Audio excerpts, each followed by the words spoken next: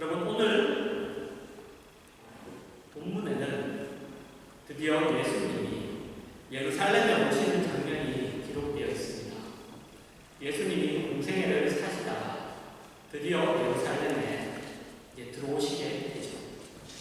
많은 사람들이 그때 예루살렘에 있었습니다. 그때가 많은 사람이 있은 이유가 있었죠. 왜냐하면 6월절 절기였기 때문입니다. 6월절 절기에는 이스라엘 백성 중에 모든 남자들은 다 예루살렘으로 왔어야 했습니다. 그곳에 다 모였어야 했죠. 그래서 어떻게 보면 각자가 다른 곳에서 살다가 그곳에 이제 최소한의 인원만 남기고 그리고 다 예루살렘으로 오는 겁니다. 그래서 그때 많은 사람들이 예루살렘에 있었죠. 안 그래도 그런 절기이기 때문에, 명절이기 때문에 많은 사람들이 있었는데 이번에는 더 많은 사람들이 있었죠. 왜냐하면 예수님이 예루살렘에 오신다는 소식을 들었기 때문입니다. 예수님에 대한 이야기를 들은 많은 사람들이 그분이 오신다는 그 소식을 듣고 예루살렘에 와 있었죠.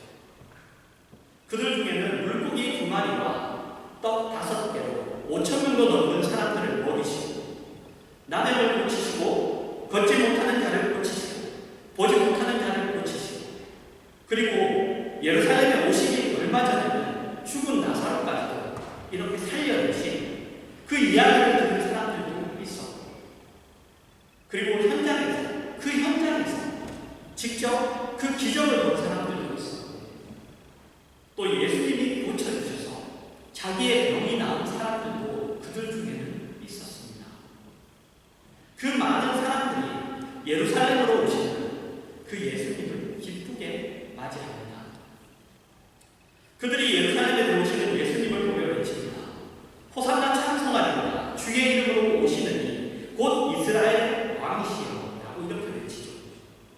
여러분, 호산나의 뜻은 지금 나를 구원해 주시오, 지금 나를 구원해 달라는 그런 뜻입니다.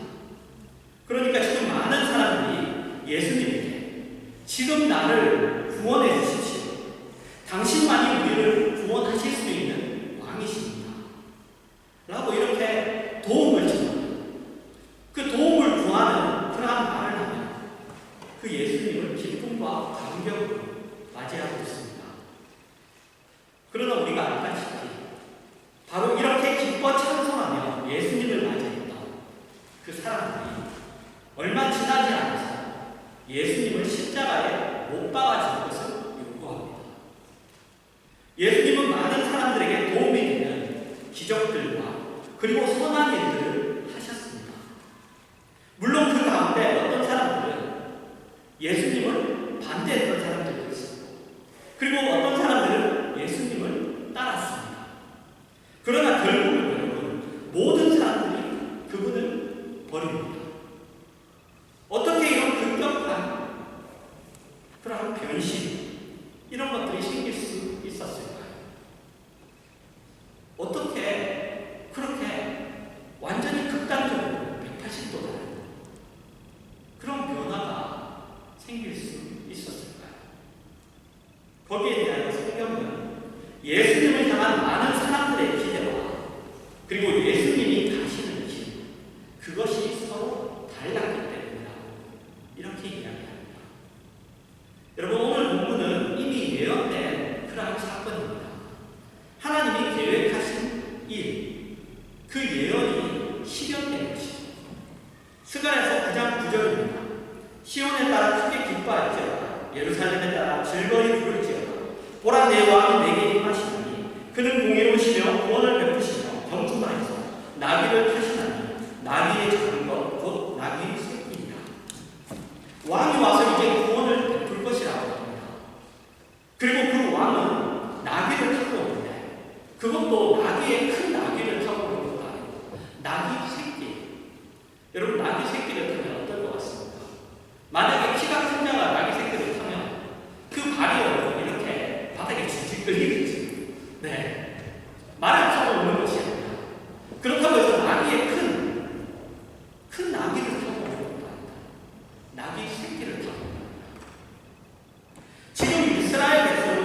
예루살렘으로 오시는 그 예수님을 맞이하면서 분명히 호산나라고 외칩니다. 그리고 그 호산나라는 그 외침의 근거는 이 말씀을 근거로 하고 있어요. 그들이 이 말씀을 압니다. 그래서 그 나귀 새끼를 타고 오는 그 예수님을 향하여 외치는 거죠. 그래서 구원을 베풀어 줄 것을 요구하고 있습니다. 그러나 그들이 이 말씀에서 놓치고 있는 한 가지가 있습니다. 그것은 바로 구원을 베푸시는 왕이 나귀 새끼를 타고 오신다는 것이죠. 왜 구원을 베푸시는 왕이 나귀 새끼를 타고 오시는가 하는 것입니다. 그 당시는 말을 탔을 때 분명히 왕이라고. 그런데 왜 나귀 새끼를 타고 오실까요? 이 모습은 어떤 뜻을 가지고 있을까요? 여러분, 그것은 지금 예루살렘으로 오시는 이 예수님이 정복을 하거나 전쟁을 하기 위해 오시는 분이 아니시라는 것을 나타내고 있습니다. 그래서 나귀죠. 그것도 나귀 새끼를 타고 오시죠. 여러분, 이스라엘 백성에게 하나님이 하지 말라는 것이 있었습니다. 그것은 뭐냐면 말을 의지하지 말라는 것이었어요. 전쟁에. 물론 이스라엘 백성은 말을 가질 수 있었습니다. 하지만 전쟁을 하기 위해서는 가질 수가 없었어요. 말도 가질 수 없었고, 그리고 병거라고 하죠. 전차도 가질 수 없었습니다. 전쟁은 가질 수가 없었어요. 그리고 구약을 보시면 수없이 반복되는 말씀이 있어요. 그 말을 의지하는 것, 그것을 죄라고 그렇게 말씀하십니다. 하나님을 의지하자. 병거를 의지하고 말을 의지하고 전쟁한다. 그래서 보시면 여러분, 말은 전쟁용이죠. 말은 전쟁을 하는 사람입니다. 그런데 왕이 말을 타고 오신 게 아니에요. 나귀 새끼를 타고 오셨습니다. 전쟁하고는 전혀 관계없죠. 예수님이 전쟁을 하러 오신 게 아니에요. 정복을 하러 오신 것이 아니에요. 그러나 예수님이 여러분, 지금은 초림이죠. 이 모습은 초림이에요. 예수님이 처음 이 땅에 오신 모습. 그런데 예수님이 다시 이 땅에 오실 때 재림하실 때는 정복을 위해, 전쟁을 위해, 분명히 이 세상을 심판하시기 위해, 이 세상의 이 모든 역사를 끝내시기 위해서 다시 오십니다. 이 말씀으로 예언되어 있습니다. 계시록 19장 11절입니다. 또 내가 하늘이 열린 것을 보니 백마와 그것을 탄 자가 있으니 그 이름은 충신과 진실이라. 그가 공의로 심판하며 싸우다. 예수님이 다시 오실 때는 나귀 새끼를 타고 오시지 않습니다. 다시 오실 때는 진짜 말을 타고 오시죠. 그것도 백마를 타고 오십니다. 그때는 분명히 예수님이 정복하러 오십니다. 심판하러 오십니다. 그분의 권세와 영광 중에 오십니다. 그러나 지금은 아니에요. 지금은 아닙니다. 그런데 이스라엘 백성은 구원을 베푸시러 오시는 이 예수님이 왜 나귀 새끼를 타고 오시는가라는 이 부분을 놓치고 있습니다. 사실 아직까지도 이스라엘 민족은 이 부분을 놓치고 있어요. 여러분, 이 부분도 이미 예언되고 있고 그 후에 일어날 것도 이미 예언되어 있습니다. 스가랴서 12장 10절입니다. 내가 다윗의 집과 예루살렘 주민에게 은총과 강구하는 심령을 부어주리니 그들이 그 지는 바 그를 바라보고 그를 위하여 애통하리라. 독자를 위하여 애통하듯 하며 그를 위하여 통곡하기를 장자를 위하여 통곡하듯 하리로다. 여러분, 이스라엘 백성이 예루살렘에 오시는 예수님에 대하여 오해할 것을 이미 예언하고 있어요. 그분을 제대로 알지 못할 것을. 그리고 이스라엘 백성이 드디어 자기들이 메시아를 십자가에 달아 죽였다는 사실을 깨닫고 회개하는 날이 올 것을 성경이 예언하고 있습니다. 그날도 반드시 올 것을.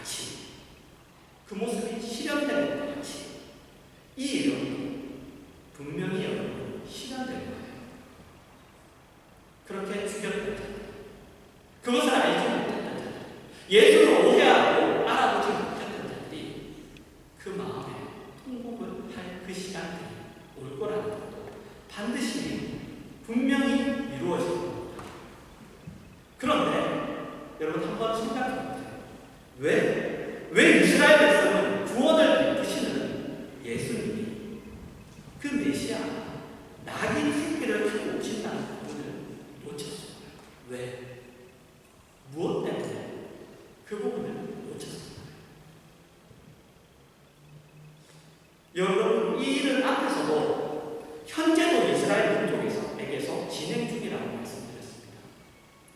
현재도 이스라엘 민족은 믿지 않아요. 그죠? 믿지 않습니다. 현재도 진행 중이에요. 여러분, 놓치게 된 이유가 뭘까요?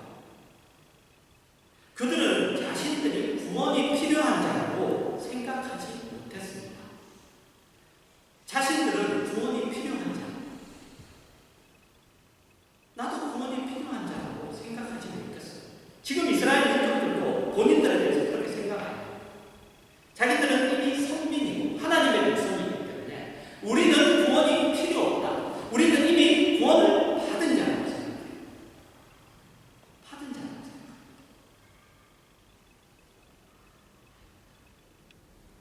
그들은 자기들이 구원을 필요한 자라고 생각하지 못했습니다.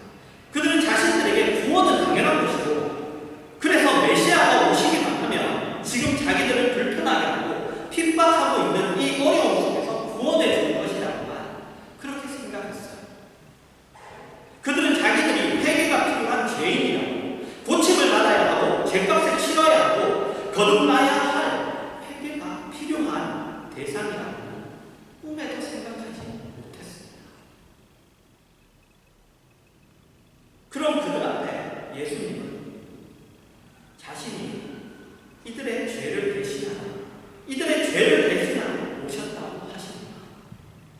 이제 메시아가 오셨더니 자기들이 당하고 있는 모든 어려움 속에서 공의로 심판하실 의로운 자기들을 이 억울한 핍박과 어려움 속에서 꺼내주실 것이라고 생각했던 이스라엘 백성의 기대와는 달랐죠.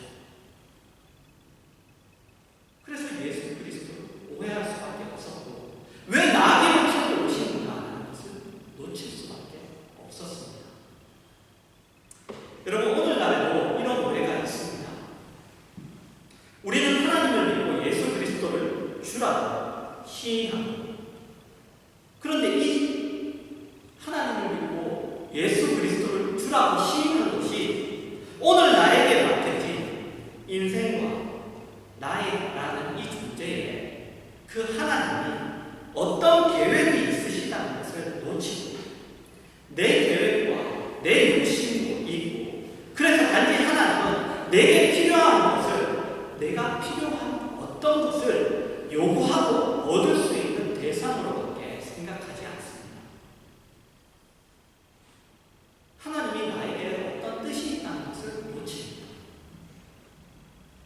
그렇게 함으로 반복되죠. 역사상 실제로 있었던 이 십자가 사건을 우리는 계속 반복시키고 있습니다. 그럼 우리에게 예수님이 이런 말씀을 하십니다. 누가복음 19장 41절에서 44절입니다. 가까이 오사 손을 보시고 우시며 이르시되 너도 오늘 평화에 관한 일을 알았더라면 좋을 뻔하였도다. 지금 내 눈에 숨겨졌도다. 날이 이르기를 내 원수들이 토분을 쌓고 너를 둘러 사면으로 가두고 또 너와 그 가운데 있는 내 자식들을 땅에 내어치며 돌 하나도 도리에 남기지 아니하니 이는 내가 보살핌을 받는 날을 알지 못함을 인하니라 하시니라. 여러분, 예수님이 나귀 새끼를 타시고 예루살렘으로 오시는 이 사건을 마태, 마가, 누가, 요한복음 이 사복음서는 다 기록하고 있지만 누가복음에만 이 말씀이 뒤에 덧붙여져 있습니다.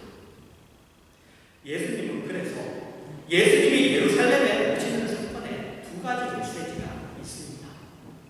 구원을 베푸시러 오신 예수님을 영접하라는 그 정당한 반응을 요구하는 그런 메시지가 하나 있고, 또 하나는 그분이 오셨지만 알아보지 못하는 그들의 죄인된 것을 고치시기 위해 이제 그분이 죽으러 오셨다는 메시지가 있습니다. 여러분, 여기가 어려워요. 이 부분이 좀 어렵습니다. 우리에게 이 부분이 어려워요. 어떻게 어렵냐? 어떻게 어렵냐면 많은 사람들이 예수님이 오시는 것을 보고 기뻐했죠. 기뻐했습니다.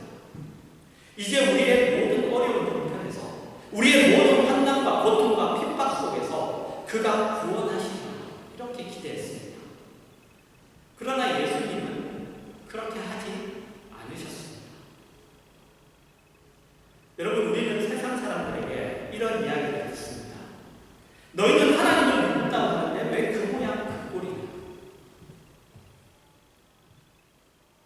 너희의 하나님이 신이라.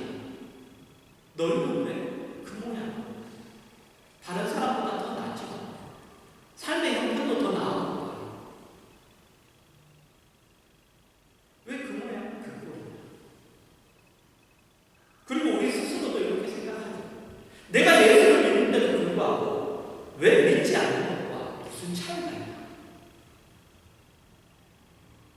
그러니 한번 여러분 생각해 봅시다. 만약 예수님이 지금 말을 타고 오셨다면 여러분, 구원을 얻을 사람들이 얼마나 있었겠습니까? 하나도 없었습니다. 예수님이 말을 타고 오셨다면 하나도 한 명도 구원받지 못했어요. 없습니다. 하나님이 우리를 사랑하시고 우리를 축복하시기를 원하십니다. 분명합니다. 그러나 우리는 사랑할 수 없는 대상이고 축복할 수 없는 대상이었어요. 죄인이었죠. 아무리 하나님이 전심을 가지고 우리를 향하여 아무리 사랑과 축복을 가지고 계신다 할지라도 예수 그리스도께서 백마를 타고 오셨다. 낙이 새끼가 아닌 다른 것을 타고 오셨다면 우리 중 아무도 구원받을 사람은 없었습니다. 그래서 예수 그리스도가 십자가를 지시는 거죠. 여러분이 기대하는 현실, 하나님이 내 편이시고 나를 사랑하신다면 당연히 해결해줘야 한다고 생각하는 그 문제, 그것이 건강이든 물질이든 지위든 그 어떤 것이든 그것은 하나님에게 있어서 그분이 최초로 하셔야 할 일은 아닙니다. 그것은 그분이 최초로 해야 할 일은 아니에요. 그분에게 있어서 꼭 선행되어야 할 일은 죄 가운데서 꺼내는 일입니다. 죄 가운데서 꺼내는 일입니다. 죄 가운데 그대로 두고요, 여러분. 그 가운데 우리에게 뭔가를 해주는 일은 아니에요. 우리는 그냥 죄 가운데 그대로 두고 우리에게 뭔가를 쌓아서 뭐 주고 하는 일은 아니라는 거예요. 그건 아무 소용이 없는 일입니다. 거기에 물질을 주고, 거기에 건강을 주고, 거기에 뭘 주고.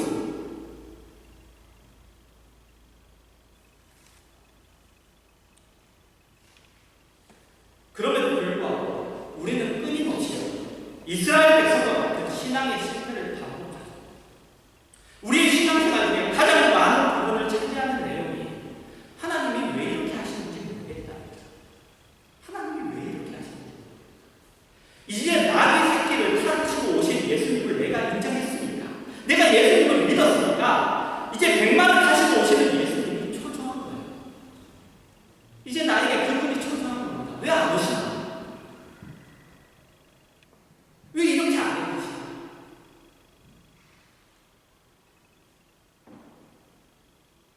여러분, 예수님이 나귀 새끼를 타시고 오셔서 우리를 위해 돌아가셨습니다.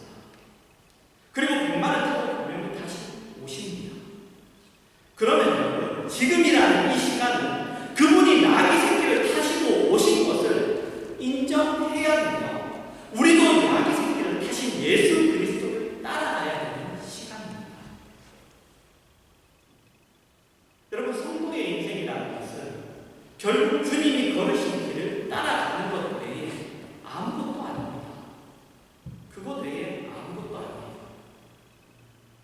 그가 우리를 구원하기 위하여 심판을 지금 보류하시고 자신의 영광을 감추시고 우리 죄 때문에 이 땅에 오셔서 우리를 대신하여 죽으셨습니다. 우리 모든 성도에게 요구하는 것도 바로 그것입니다. 우리가 만나는 모든 사람들한테 우리는 칼을 뽑아서 내가 누구인지를 보이도록 요구받고 있지 않습니다. 성도는 세상 사람들한테 그의 성도된 증명을 객관적으로 할 수 있는 방법이 없어요. 마치 예수 그리스도께서 그러셨듯이 이해시킬 수 있는 방법이 없습니다. 예수님이 많은 사람들의 화도를 받았지만 그들의 기대와 동떨어진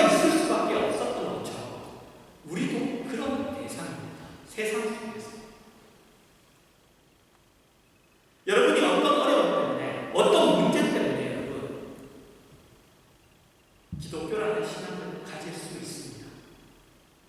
그것이 어떤 계기라는 것입니다. 많습니다. 삶의 어떤 문제 때문에 하나님 앞에 나와서 그것이 해결되면서 하나님을 믿게 된 사람들, 건강의 문제 때문에 그것이 무엇이든 그 문제 때문에 그것이 시작이 될 수 있습니다. 그러나 여러분, 그것을 해결하는 것이 기독교는 아니죠. 그것을 해결하는 것이 기독교는 아닙니다.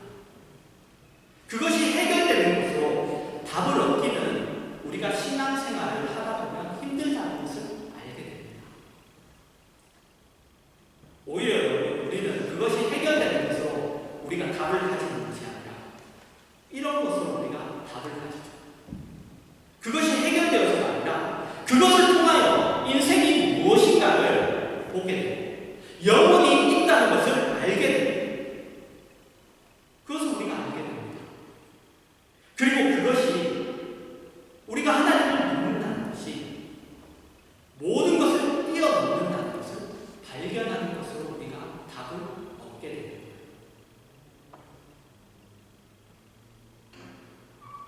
여러분, 해결되는 것으로 우리가 계속 믿음이 간다면, 그걸 답으로 계속 가진다면 여기에 남아있는 사람은 없습니다. 남아있는 사람은 없어요. 여러분, 기독교는 우리가 죄인이라는 이야기를 합니다.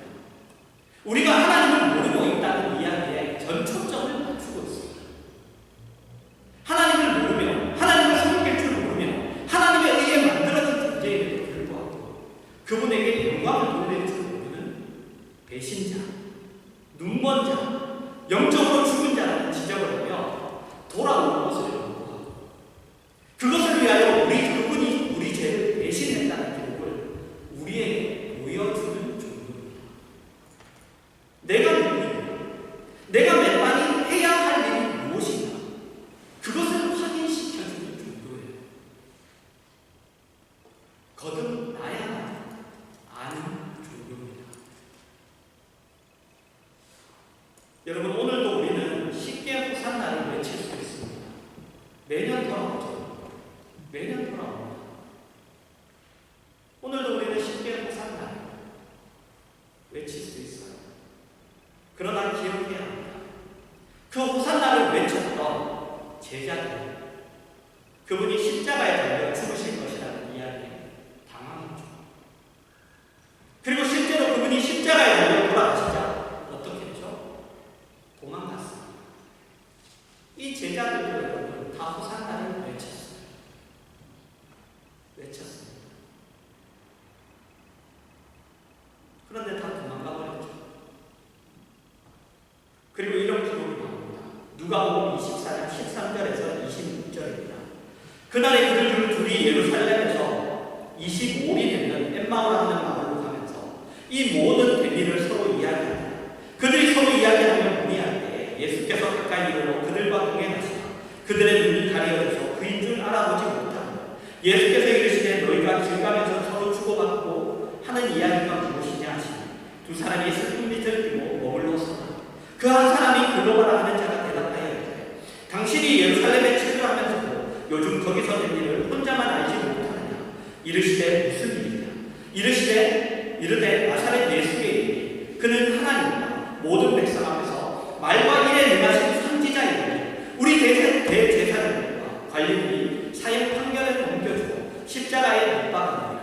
우리는 이 사람이 이스라엘을 승리할 자라고 바란다. 이뿐 아니라 이 일이 일어난 지가 사흘째고 또한 우리 중에 어떤 여자들이 우리로 놀라게 하였으니 이는 그들이 새벽에 무덤에 갔다가 그의 시체는 보지 못하고 와서 그가 살아나셨다는 천사들의 나타남을 보았다 하니라. 또 우리와 함께 한 자리에 두어 사람이 무덤에 가 과연 여자들이 말한 바와 같음을 보았으니 예수는 보지 못하였느니라 하거늘 이르시되 미련하고 선지자들이 말한 모든 것을 마음에 더듬이 있는 자들이여 그리스도가 이런 고난을 받고 자기의 영광에 들어가야 할 것이 아니냐 하시고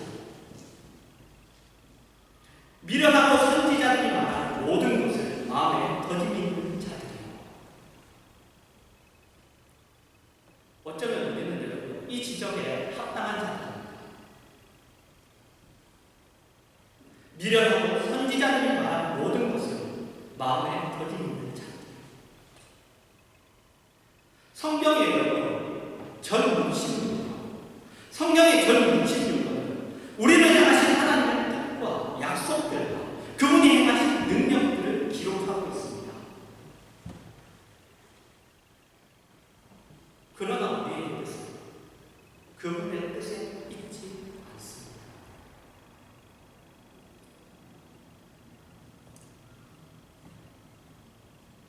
주일에 매일 듣고 말씀을 매일 보면서, 그런데 우리의 뜻은 그분의 뜻에 있지 않아요. 내가 말하는 욕심입니다. 우리의 욕심이죠.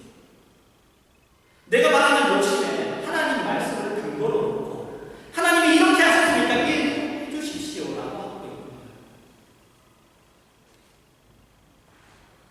그렇게 우리는 힘을 잃어가고 있습니다. 성도라는, 그리스도인이라는 그 힘을 잃어가고 승리와 감격의 생활로부터 단절되어 가고 있습니다. 삶의 승리가 없죠. 삶의 그 구원의 감격이 없어요. 우리가 아무리 넓은 집을 살아도 죽으면 요즘엔 한 평도 차지하지 못하죠. 그죠? 여러분 이렇게 요즘엔 이렇게 화장해서 낙골당에 이렇게 가려놓으면서 요즘엔 한 평도 안 돼요. 옛날에는 무덤에 이렇게 돼서 죽으면 한 평이 있어요. 그런데 요즘은 한 평도 안 됩니다. 거의 뭐 한 40cm, 한 30cm 되나요? 거기에 이렇게 들어가 있는 거예요. 그거면 한 평도 안 되는 공간이면 좋대요. 아예 목사님, 극단적입니다. 여러분, 극단적일 수 있어요. 그런데 그게 사실이죠. 우리가 극단적으로 생각한다고 하든 말든 상관없어요. 그건 사실입니다. 사실입니다. 내가 어떻게 생각하느냐는 중요하지 않아요. 그 사실 앞에. 그럼에도 불구하고 우리는 하나님이 우리를 향하여 가지고 계시는 그 많은 약속들과 그 깊은 사랑을 누리지 못하고 있습니다. 예수님이 아기 생기를 타시고 예루살렘에 오십니다. 예언이 실현되었습니다. 하나님이 그의 약속한 모든 것을 이루시고자 마십니다. 그 사실 위에 여러분의 신앙을 확인하시기 바랍니다. 그 사실을 놓고 여러분의 신앙을 점검하시기 바랍니다. 하나님의 능력이 모자랍니다.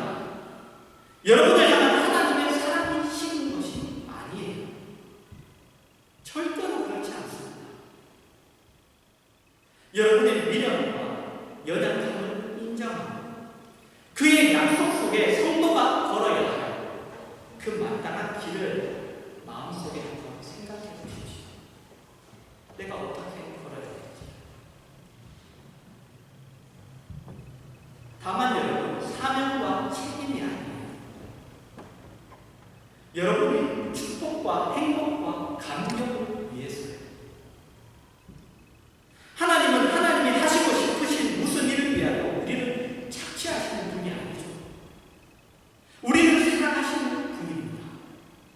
후히 주시고 꾸짖지 않으시는 분이에요. 여러분의 인생이 많이 힘이 없거든, 여러분의 신앙이 맛이 없거든, 다시 한번 점검해 보십시오. 그럴 수 없습니다. 성도의 삶은 기쁨이고 찬송이고 감사할 일일 수밖에 없어요. 다 우리를 위해서요. 여러분의 모든 미련과 연약함에서 여러분 매일 일어나십시오. 매일 일어나셔서 성경이 약속한 축복과 행복과 감격과 찬송의 그 생활, 그 삶을 누리시는 자리까지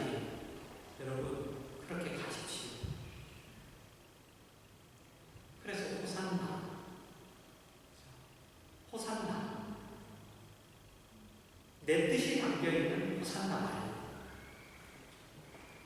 하나님의 뜻이 담겨져요. 하나님의 뜻을 알아요.